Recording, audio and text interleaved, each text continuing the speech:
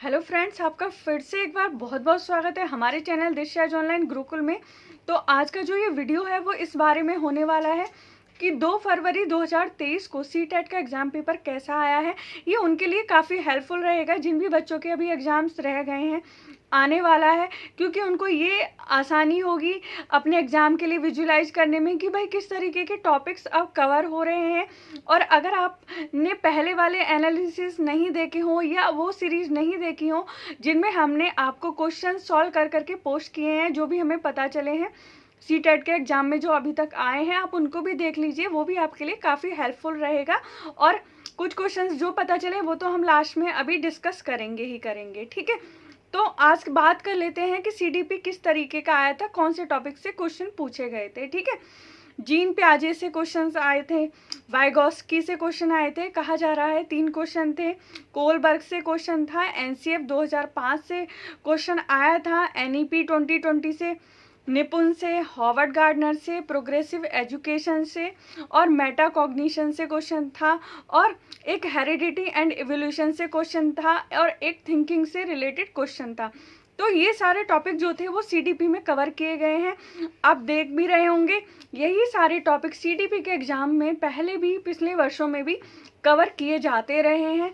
तो इन्हीं टॉपिक्स को अच्छे से कर लीजिए, सारे फैक्ट्स को अच्छे से देख लीजिए, क्योंकि कोई क्वेश्चन किसी के एग्ज़ाम में पूछा जाता है, कोई क्वेश्चन किसी के एग्ज़ाम में पूछा जाता है उन्हीं टॉपिक्स में से, क्योंकि सभी का सिलेबस सेम रहता है। तो क्वेश्चंस बनाते हैं वो लोग ऐसे ही फैक्ट्स को इधर उधर करके आपके सामने प्रेजेंट करते हैं क्वेश्चन में, ठीक है। और हिंदी के अभी क्वेश्चंस तो पता नहीं चले हैं क्या, कौन सा पैराग्राफ आया था, क्या आया था, बट हाँ हिंदी का इजी आया था पेपर। और संस्कृत का हार्ड लगा था। देखिए संस्कृत का हार्ड एग्जाम क्यों लगता है, क्योंकि संस्कृत क्या होती है, लोगों ने बहुत ज़्यादा कम पढ़ी हुई होती है, ज़्यादा उनके यूज़ में नहीं रहती है, इस वजह से संस्कृत का जो पेपर है वो थोड़ा हार्ड लग सकता है। बाकी और सब्जेक्ट्स फिर भी इजी इसलिए लगते हैं क्योंकि हम उनको कहीं ना कहीं टच में रहते हैं, ये उसका कारण हो सकता है। बाकी अभी क्वेश्चंस तो नहीं पता चले हैं तो ज़्यादा नहीं बता सकते हैं। तो इंग्लिश की बात कर लेते हैं। इंग्लिश में पैसेज आया था लद्दाख के ऊपर, उसी से क्वेश्चंस आए थे, और वैदिक काल के ऊपर उसी के, मतलब ये 2 पैसेज आए थे जैसा बताया गया है, और इन्हीं में से ही क्वेश्चंस पूछे गए थे। पार्ट्स ऑफ स्पीच, सिनोनियम्स, एंटोनियम्स, ये सब पूछा गया था, और एडवर्ब पूछा गया था जैसा बताया गया है इन्हीं पैराग्राफ्स में से, ठीक है। जैसे कि पूछा जाता है वैसे ही इसका पैटर्न था एग्जाम का।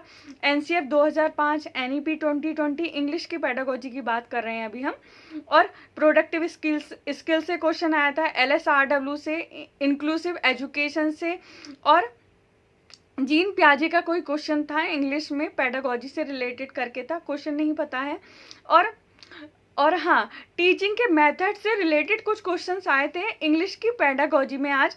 तो इस तरीके के क्वेश्चंस आप देख लीजिए। बाकी जो सीरीज हम पोस्ट करते हैं उनमें भी हमने इंग्लिश के काफ़ी क्वेश्चन पोस्ट किए हैं, आप देख लीजिए, थोड़ा बहुत आइडिया आपको लग सकता है कि किस तरीके के क्वेश्चंस इस बार पूछे जा रहे हैं। बात कर लें तो मैथ की। मैथ में एंगल बेस्ड क्वेश्चन आया था समकोण से रिलेटेड कि 1/1/3 डिग्री में कितने समकोण हैं, ऐसे करके कुछ क्वेश्चन आया था, अभी पूरा प्रॉपर नहीं पता है, ठीक है। इसके बाद फ्रैक्शन का क्वेश्चन आया था जैसा बताया गया है। सिमेट्री से क्वेश्चन था, कुछ ऐसे था कि वर्ड्स दिए गए थे और उसमें पूछा गया था कि इसमें कौन सा सिमेट्री असममित है, ऐसे करके कुछ क्वेश्चन था, कुछ प्रॉपर नहीं पता है, जैसे उसका आंसर था एस था या कुछ था, ऐसे ही करके। बॉड मास से रिलेटेड क्वेश्चन था, क्लॉक से रिलेटेड क्वेश्चन था, वेजिटेबल की काउंटिंग से रिलेटेड कोई क्वेश्चन था, वो शायद पता चला है, अभी बाद में बताएंगे उसको। और ट्री से रिलेटेड क्वेश्चन था, मैंगो, बनाना, नीम, ऐसे करके कुछ दिए हुए थे। प्लेस वैल्यू से क्वेश्चन था, पैटर्न से क्वेश्चन था, और स्टेटमेंट रिलेटेड क्वेश्चन थे, ठीक है। ये सारे टॉपिक आज मैथ के एग्जाम में कवर किए गए थे। समकोण वाला जो क्वेश्चन है वो आप कर लीजिए कि इतने डिग्री में कितने एंगल होंगे, जो भी है एंगल बेस्ड क्वेश्चन आ रहे हैं। क्वेश्चन तो देखिए, क्वेश्चन जो रिपीट हो रहे हैं इस बार PYQs के साथ साथ शिफ्ट से भी रिपीट हो रहे हैं, जैसा कि हम देख रहे हैं। बाकी अभी EVS की बात कर लेते हैं कि भाई EVS का एग्जाम पेपर कुछ कैसा था आज।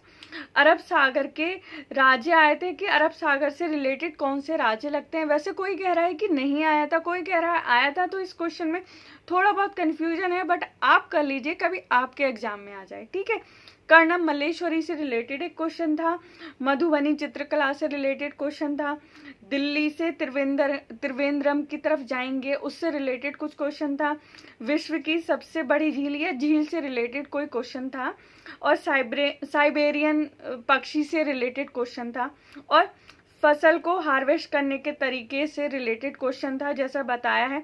बाकी कुछ क्वेश्चंस पता चले हैं, आप उनको देख लीजिए जैसा हम रिजेंबल कर पाए हैं अभी, क्योंकि जिनका भी अभी एग्जाम है उनको तो पता चल जाएगा, क्योंकि बाकी क्वेश्चन जब पता चलते हैं हम उनको सॉल्व करके पोस्ट करते हैं, ठीक है। अब देखिए पश्चिमी घाट की ओर जाएंगे तो कौन से राज्य पड़ेंगे, ये भी क्वेश्चन था। और आज मैप से रिलेटेड करके क्वेश्चंस काफ़ी आए। देखिए ये जो पश्चिमी घाट से रिलेटेड या फिर दिल्ली से त्रिवेंद्रम की तरफ जाएंगे, ये मैप से ही रिलेट करते हैं सारे के सारे क्वेश्चन। तो देखिए कुछ इस तरीके के आज क्वेश्चन पेपर में टॉपिक कवर किए हुए थे। अब क्वेश्चन की बात कर लेते हैं पहले कि कौन कौन से क्वेश्चन इसमें आए हैं, जैसा थोड़ा थोड़ा बात करके रिजेंबल कर पाए हैं, थोड़ा बहुत आपके लिए ये हेल्पफुल रहेगा। नीरज चोपड़ा जिस राज्य में रहते हैं उस राज्य का प्रसिद्ध भोजन क्या है। तो इन्होंने हरियाणा का प्रसिद्ध भोजन ना कह के ये बोल दिया कि नीरज चोपड़ा जिस राज्य में रहते हैं उस राज्य का प्रसिद्ध भोजन क्या है। तो क्या है, दाल रोटी है वहाँ का प्रसिद्ध भोजन। अब एक क्वेश्चन था गाय भैंस बकरी में क्या समानताएं हैं, तो 3-4 ऑप्शन दिए गए थे। तो ये तीनों क्या हैं, दुग्ध उत्पादक हैं, ठीक है। और देखिए साइबेरियन पक्षी जाड़े के दिनों में कहाँ देखने को मिलते हैं। तो ऐसा कुछ क्वेश्चन था, जैसा अभी बात करके पता चला है केवलादेव राष्ट्रीय उद्यान राजस्थान में है, ठीक है। अब देखिए दिल्ली से तिरुवनंतपुरम की तरफ जाने पर कौन से स्टेशंस पड़ेंगे, और मतलब स्टेशंस कौन से नहीं पड़ेंगे, सॉरी स्टेशंस दिए गए थे और उनको क्रम में लगाना था। ऐसा कुछ बोला जा रहा है कि दिल्ली से त्रिवेंद्रम जाते समय रेलवे स्टेशंस कौन कौन से पड़ेंगे और उनको क्रम में लगाना था, पहले कौन सा पड़ेगा दूसरा कौन सा पड़ेगा। तो इसीलिए आप ना मैप को एकदम अच्छे से कर लीजिए, अभी डाउनलोड कर लीजिए गूगल से, और ध्यान से इस तरीके का जो भी आपके माइंड में क्वेश्चन बन रहा है जरा कर लीजिए जल्दी से आप, ठीक है। इसके बाद एक स्टेप वेल झील का राज्य कौन सा है, राजस्थान, या इसको बावड़ी भी बोला जाता है इस झील को, जैसा हमने पढ़ा है अभी, ठीक है। और कर्णम मल्लेश्वरी के बारे में कौन सा कथन असत्य है, ये पूछा गया है कि उसमें पूछा गया था कि उनके पिता हवलदार हैं, या ऐसे ही कई सारे क्वेश्चन थे। तो उसमें एक कथन था उन्होंने अंतर्राष्ट्रीय स्तर पर 50 मेडल जीते हैं, पर नहीं, उन्होंने अंतर्राष्ट्रीय स्तर पर 29 मेडल जीते हैं, ठीक है। तो ये क्वेश्चन था, तो इसका ये आंसर था। अब कर्णम मल्लेश्वरी के बारे में क्वेश्चन था, मतलब प्रॉपर। किसान खेतों में अनाज को डंडियों से पृथक करने के लिए कौन सी विधि यूज करते हैं, थ्रेशिंग, तो इससे रिलेटेड था। सेम टाइप के फूड कौन सी बर्ड खाती है, ऐसा कुछ बताया है।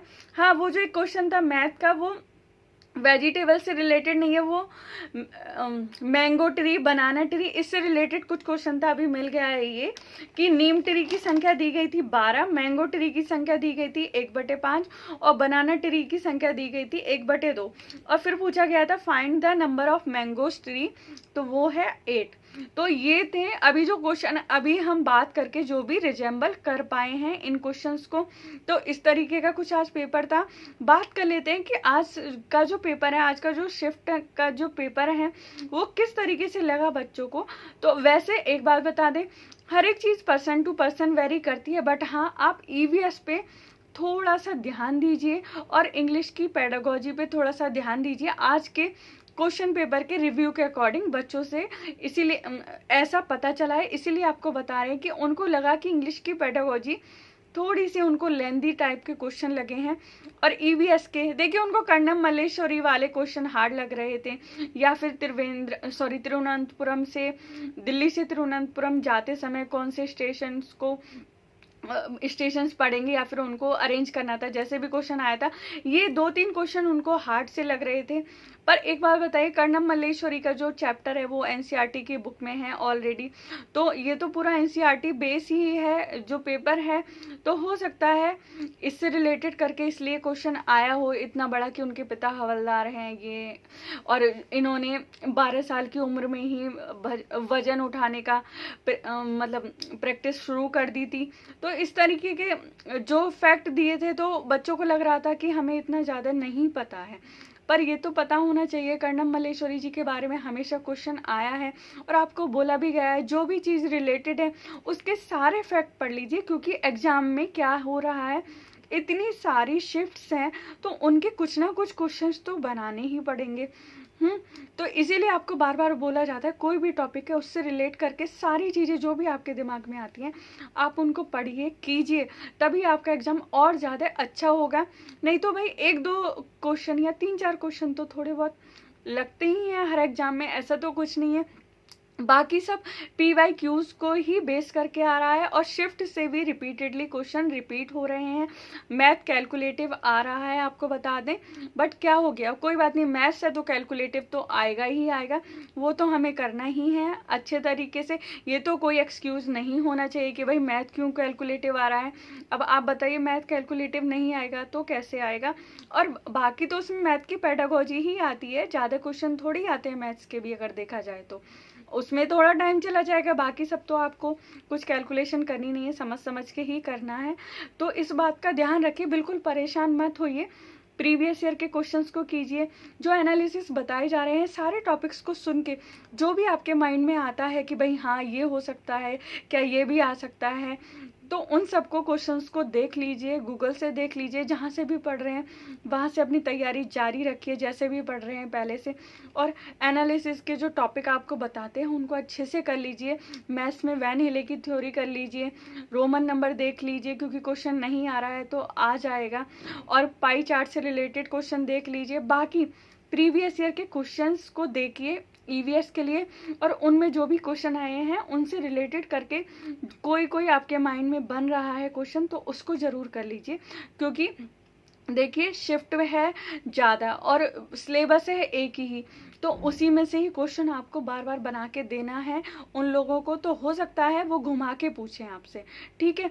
अब घुमा के भी पूछेंगे तो कोई बात नहीं, आप 2 मिनट सोच के अच्छे से कीजिएगा, आपको आ जाएगा आंसर। बिल्कुल अपने ऊपर विश्वास रखिए, आप अच्छा करके आएंगे ही आएंगे, ठीक है। तो अगर आपको जो ये हमारा वीडियो है एनालिसिस का जो आज का हमने किया है कुछ इसी तरीके से था पेपर, तो अगर ये वीडियो आपको बेनिफिशियल लगा हो या हमारे चैनल के कंटेंट आपको किसी भी तरीके से बेनिफिशियल लगते हैं तो हमारे चैनल को आप सब्सक्राइब कीजिए, वीडियोस को लाइक कीजिए, शेयर कीजिए और अपना CTET का एग्ज़ाम इसी बार क्लियर करके आइए दोस्तों। तो इस वीडियो को हम यहीं एंड करते हैं, आप अपनी पढ़ाई जारी रखिए और अपना CTET का एग्ज़ाम आप क्लियर करके ही आएंगे, ये हमारा मानना है। तो अब मिलते हैं आपसे नेक्स्ट वीडियो में, तब तक के लिए जय हिंद जय भारत दोस्तों।